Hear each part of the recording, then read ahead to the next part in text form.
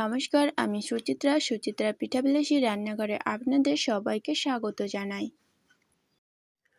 আজ আমি আপনাদের সাথে একটি নতুন ধরনের পিঠার রেসিপি শেয়ার করব। আজ আমি আপনাদের সাথে যে পিঠাটি শেয়ার করছি সেই পিঠাটির নাম হলো ধুমা পিঠা। আমি কিভাবে এই পিঠাটি তৈরি করলাম চলুন দেখে নেওয়া যাক। সর্বপ্রথম আমি একটি যে কলার পাতাটা এখনো পর্যন্ত ফোটেনি সেরকম টাইপের একটা কলার মজি কেটে নিয়ে আসলাম। এই পিঠাটিতে আমি যে উপকরণগুলো দিব সেগুলো নিয়ে নিলাম। সর্বপ্রথম নিয়ে নিয়েছি নারকেল, তারপর নিয়েছি গুড়, তারপর নিয়েছি কাজু বাদাম ও তার সাথে নিয়ে নিয়েছি কিছুটা কিশমিশ আর তার সাথে তালের রস। আমি যে কলার পাতাটা কেটে এনেছিলাম সেটি 5 ইঞ্চি করে কেটে ভালোভাবে ধুইয়ে রেখে দিলাম। তারপর নিয়ে নিলাম একটি পাত্রে, তারপর আমি নিলাম মোটামুটি 2 কাপ চালের গুঁড়ো আর তার সাথে নিয়ে নিলাম 1 কাপ সুজি। তারপর নিয়ে নিলাম সামান্য পরিমাণে বেকিং পাউডার আর তার সাথে দিয়ে দিলাম হাফ চামচ লবণ ও তার সাথে 2 চামচ চিনি। এবার আমি শুকনো অবস্থাতেই ব্যাটারটি ভালোভাবে হাত দিয়ে মিশিয়ে নেব। মেশানো হয়ে গেলে আমি যে তালের রসটি ব্যবহার করেছিলাম সেটি আগে থেকে গরম করে রেখেছিলাম, সেই তালের রসগুলো দিয়ে দিলাম। দেওয়ার পরে আমি তালের রসটিকে ভালোভাবে মিশিয়ে নিলাম। আমি মোটামুটি 2 কাপের সমান নিয়ে নিয়েছি তালের রস। চালের গুঁড়ো ও বাকি উপকরণগুলো যে আমি মিশিয়ে রেখেছিলাম ও তালের রস দিয়ে এবার সুন্দরভাবে ভালো করে সবকটা জিনিসকে মাখিয়ে নিতে হবে। যদি মনে হয় এখানে তাল কম হয়েছে তাহলে পরে সামান্য পরিমাণে দিয়ে ভালোভাবে মিশিয়ে নিতে হবে। মোটামুটি 5 মিনিটের মতো আমি সুন্দরভাবে মিশিয়ে নিলাম। তারপরে এই যে এরকম মিডিয়াম সাইজের একটা ডো তৈরি করে নিলাম। এই ডোটা কিন্তু খুব নরমও হবে না বা খুব একটা শক্তও হবে না, মিডিয়াম সাইজ হলেই চলবে। তারপর আমি এখান থেকে ছোট ছোট লেচি কেটে নেব।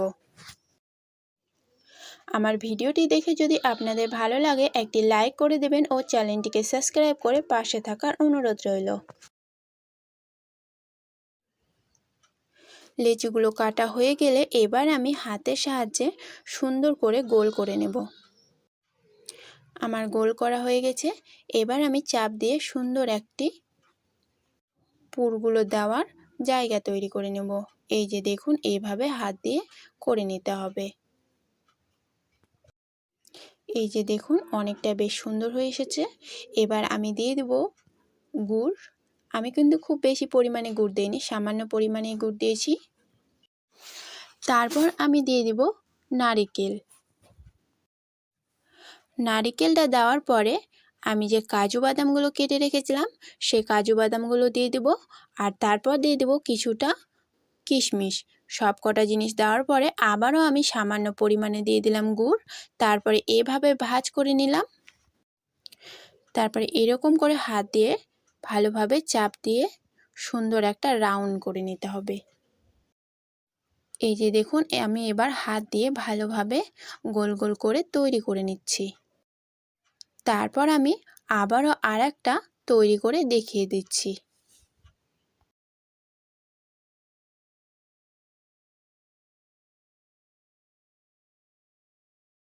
আর হ্যাঁ, আমার ভিডিওটি দেখে যদি আপনাদের ভালো লাগে একটি লাইক করে দেবেন ও শেয়ার করে পাশে থাকবেন প্লিজ।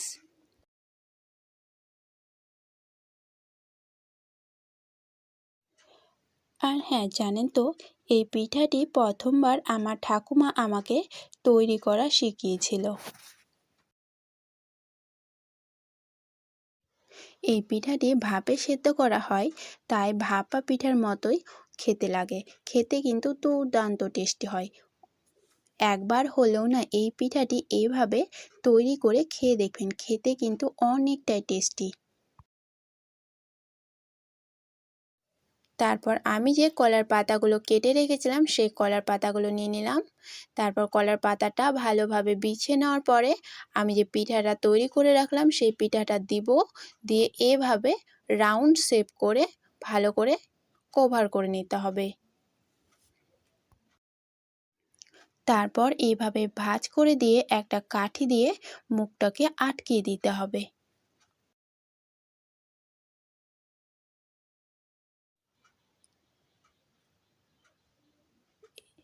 আমি একই রকমভাবে আরেকটি তৈরি করে দেখাচ্ছি।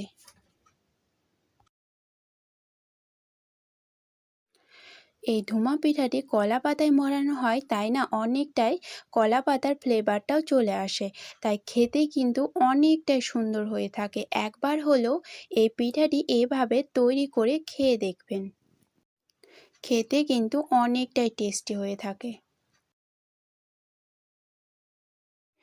একই রকমভাবে আমি সবকটা পিঠারই মুখগুলো কাঠি দিয়ে আটকে দিলাম। তারপর একটা একটা করে একটা পাত্রে সাজিয়ে নিলাম।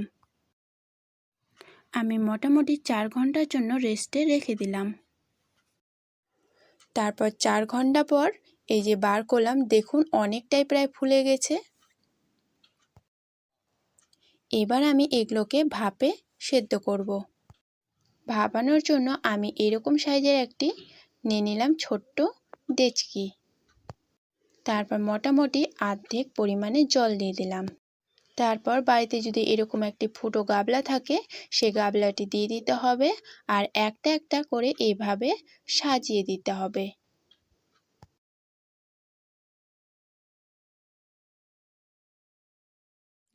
আমি একই রকমভাবে 4 থেকে 5টি সাজিয়ে দিলাম ও গরম যে হালকা ফুটছিল জলটি, সেই জলে ভালো করে বসিয়ে দিলাম। তারপর একটা ঢাকনা দিয়ে ভালো করে ঢেকে দিলাম, যাতে ভাপটি না বার হতে পারে। তার জন্য একটি ঢাকনা দিয়ে ভালো করে ঢেকে দিলাম। তার মোটামুটি 10 মিনিট পরে একটা একটা করে ভালোভাবে এবার উল্টিয়ে দিতে হবে। এখন যেহেতু গরম অবস্থায় আছে, তার জন্য আমি খুন্তির সাহায্যেই উল্টিয়ে দিচ্ছি। একটা একটা করে উল্টিয়ে দেওয়ার পরে আবারও আমি 10 থেকে 15 মিনিটের জন্য ঢাকা দিয়ে দিব।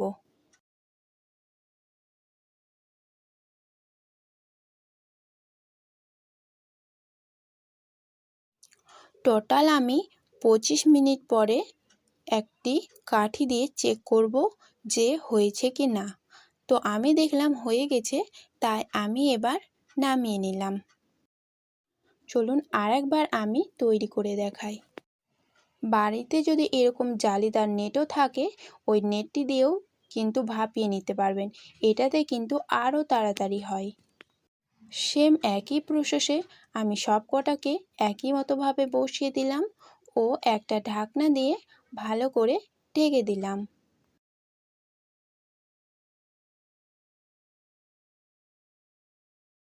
10 মিনিট পর ঢাকনাটা হটিয়ে আমি এবার একটা একটা করে সুন্দর করে উল্টিয়ে দিব।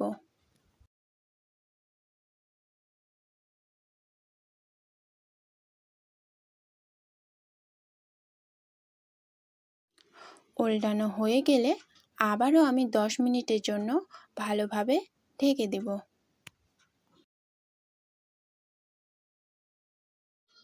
এখন প্রায় 20 মিনিট হয়ে গেছে, তার জন্য আমি একটা নিয়ে নিলাম কাঠি আর কাঠি দিয়ে এই যে দেখুন আমি চেক করে দেখছি যে হয়েছে কি না। যদি না হয় এই কাঠিতে লেগে যাবে, আর যদি হয়ে যায় তাহলে কিন্তু কাঠিতে লাগবে না। তাই আমি একটি একটি করে ভালোভাবে চেক করে নিলাম। এখানে সব কয়টি হয়ে গেছে, তার জন্য এবার আমি বাকিগুলোকেও নামিয়ে নিলাম। মোটামুটি 5 মিনিটের মতো ঠান্ডা করে নিলাম। চলুন এবার আমি একটিকে খুলে দেখাই।